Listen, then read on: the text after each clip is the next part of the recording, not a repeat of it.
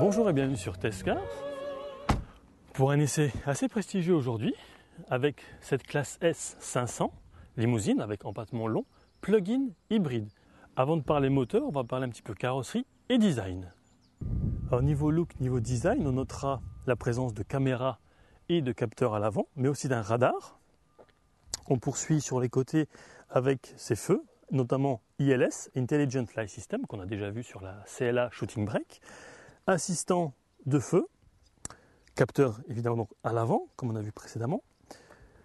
Pack AMG Line, avec notamment des ailes élargies pour jantes AMG, qui sont ici de 20 pouces. Les jantes de 20 pouces bénéficient également du système de contrôle de pression des pneus. En dessous des rétroviseurs, à l'aplomb pour être exact, on retrouve des caméras. On va voir un petit peu après concrètement à l'intérieur. On poursuit. Encadrement des portières en alu. Toit ouvrant panoramique. Le vitrage est teinté, insonorisant en verre feuilleté et il reflète également les infrarouges. On poursuit à l'arrière, trappe à essence classique, mais surtout ce qui fait la particularité de ce modèle, donc le plug-in hybride, c'est ça, cette petite trappe qui vous permet de recharger le moteur électrique chez soi. Le fait donc qu'elle soit électrique ampute le coffre perd 115 litres. On garde tout de même un volume de 395 litres. Le moteur thermique est un 3 litres V6 biturbo qui développe 303 chevaux. L'électrique, quant à lui, développe une centaine de chevaux, ce qui donne au total 442 chevaux, associé à une boîte 7 G-tronic, donc automatique à 7 rapports. Le 0 à 100 étant abattu en 5 secondes 2, c'est pas mal, surtout sur un vaisseau amiral de plus de 2 tonnes 2. Quant à la consommation, elle se situe entre 8 et 9 litres au 100 km. Alors concrètement, sur la route à l'usage, c'est très simple, c'est doux, onctueux, et dès qu'on sollicite la pédale de droite, le V6 prend la main dans une sonorité impressionnante. L'intérêt de l'hybride sur une voiture de ce genre-là est assez anecdotique, mais tout de même, il faut savoir qu'on peut brancher sa voiture chez soi, ça prend 3 heures pour une autonomie de 33 km en tout électrique. Il y a également la possibilité de forcer la charge de la batterie avec le moteur thermique, et ça, par contre, ça prend qu'une demi-heure. L'ensemble fonctionne bien de concert, sauf peut-être dans les embouteillages où les rapports ont du mal à procurer cette sensation de glisser sur l'asphalte. Si l'accès au véhicule se fait évidemment sans clé, il y a même un assistant de fermeture des portières et du coffre. À l'intérieur, c'est du cuir Nappa gris cristal et aussi gris coquillage. Et comme vous pouvez le voir, c'est tout simplement magnifique. Les sièges donc sont massants, on peut choisir différents programmes, que le caméraman d'ailleurs est en train d'essayer. Je pense qu'il va avoir du mal à ressortir du véhicule. Ensuite, siège dynamique, donc on peut, sur 2 niveaux, masser un peu plus sur les côtés. On a également la répartition du chauffage. Les côtés du dossier sur 10 niveaux. Voilà. Le soutien lombaire, ça c'est vraiment un régal, surtout pour ceux qui ont mal au dos. Donc on choisit en fait où ça masse. Mais aussi les épaules. Encore une fois, sur 10 niveaux. Qu'est-ce qu'en pense le caméraman? Voilà pour les sièges. Donc c'est extrêmement confortable. Et je vais terminer par une option assez sympa. Le pack confort pour conducteurs et passagers avant, c'est par exemple les sièges qui disposent de coussins d'air à régulation séparée qui s'ajustent à la morphologie des passagers avant. Ils offrent également un meilleur maintien latéral grâce à la fonction dynamique active qui gonfle les joues latérales des sièges selon l'accélération latérale, à l'opposé du sens de la courbe et stabilise ainsi le corps. On notera également les appuis-têtes confort. Mais là où Mercedes fait fort, c'est que même les accoudoirs à l'avant sont également chauffants. Le volant, qui offre une prise en main exceptionnelle, est déjà magnifique, réglable en hauteur et en profondeur électriquement. Il est chauffant, évidemment donc multifonction, et reprend derrière lui des palettes. Alors franchement, je ne les ai pas utilisées parce que ce n'est pas un modèle fait pour, mais elles sont là quand même. Derrière, toutes les informations, notamment le tableau de bord, est digital. On voit par exemple l'autonomie qu'il nous reste en électrique. On passe à côté, sur l'immense écran.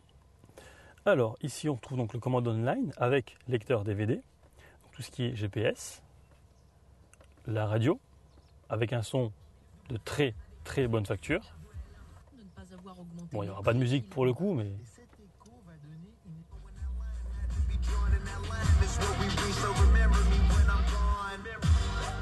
Voilà.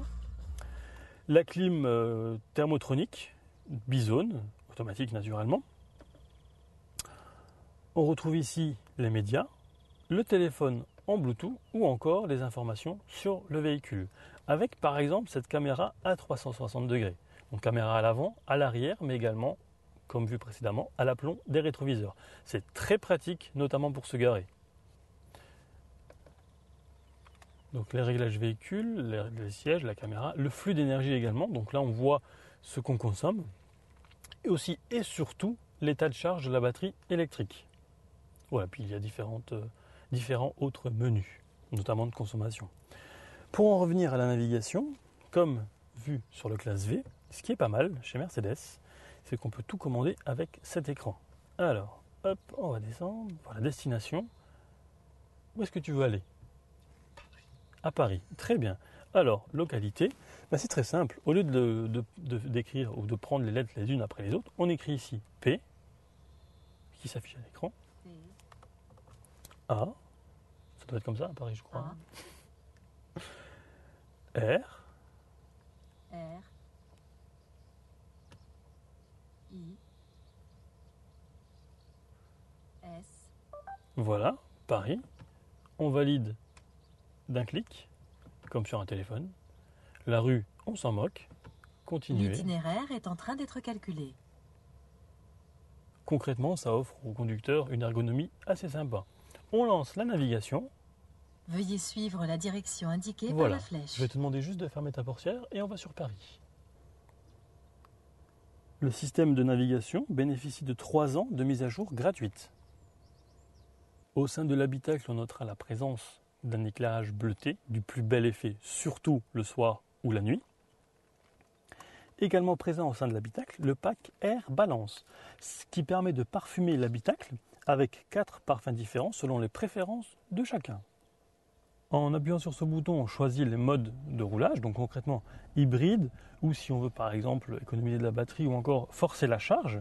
Ici, les suspensions, donc airmatique, confort ou sport. Et ici, les modes de conduite, éco, sport ou éco plus. Et à l'intérieur, on retrouve des tapis estampillés AMG. Ici, on retrouve une commande de direction active. Ici, c'est l'assistant de trajectoire. Donc concrètement, la voiture va, grâce au radar et à une caméra stéréo, rester sur sa voie. Les capteurs de recul et aussi donc la caméra à 360 degrés. Si en tant que conducteur, on est déjà très bien installé, j'aurais franchement troqué ma place pour être à l'arrière, puisque c'est hyper confortable. Il y a une place gigantesque, limousine oblige, même pour moi qui mesure plus d'1,80 m. Alors les sièges, ils sont également électriques, individuels, mémorisables sur 3 voies, comme à l'avant, ventilés sur 3 niveaux et chauffants également sur 3 niveaux. Mais là où il y a un petit plus, c'est notamment la commande à l'arrière du toit ouvrant, pour l'occulter par exemple. On retrouve d'ailleurs de part et d'autre des miroirs, histoire de sortir sans avoir de soucis. Ici, une petite accroche pour mettre un costume par exemple, ou une veste. Et regardez bien les vitres, elles intègrent des pare-soleil électriques. À l'arrière également, et faisant partie du pack protection solaire, le store électrique. Toi, je ne sais pas, mais moi, je m'y endormirai, puisque le coussin derrière, c'est du velours. Ça ne demande qu'à s'endormir. Alors, on va se réveiller un petit peu. Au milieu, on retrouve 2 emplacements pour des boissons. On évitera de boire du coca, on prendra peut-être du champagne. Ici, des rangements, mais également une trappe à l'arrière qui offre quand même de l'espace. Et ici, libre à vous de ranger votre Times ou le Newsweek. Parmi les technologies embarquées de cette classe S 500 plug-in hybride, j'ai noté le pack d'assistance à la conduite Plus, avec notamment le Distronic Plus, c'est le régulateur et le limiteur de vitesse automatique, l'alerte d'angle mort, l'avertisseur de franchissement de ligne ou encore le freinage d'urgence, le freinage d'urgence assisté avec BA+, avec assistant carrefour. Concrètement, c'est quoi? C'est très simple, ça aide à réduire le risque de collision au carrefour. Cela grâce au capteur radar et à une caméra stéréo qui enregistre et analyse en permanence l'environnement à l'avant du véhicule. Présent également un système qui réduit le choc en cas de collision par l'arrière. Également présent, l'aide au parking active avec Parktronic.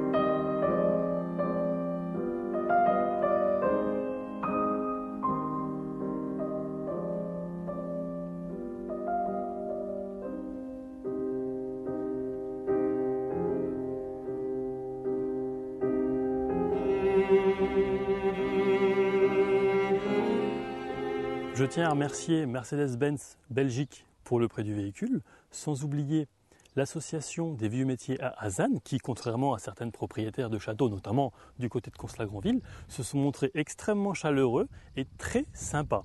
On peut déjà avoir un modèle de chez Mercedes classe S à partir de 82 000 €. Quant à celui-ci, tel qu'il est, il est affiché, accrochez-vous bien, à 143 000 €. Vous retrouverez comme d'habitude la critique écrite sur Testcars, les photos aussi. En conclusion, cette classe S est très luxueuse, confortable à souhait.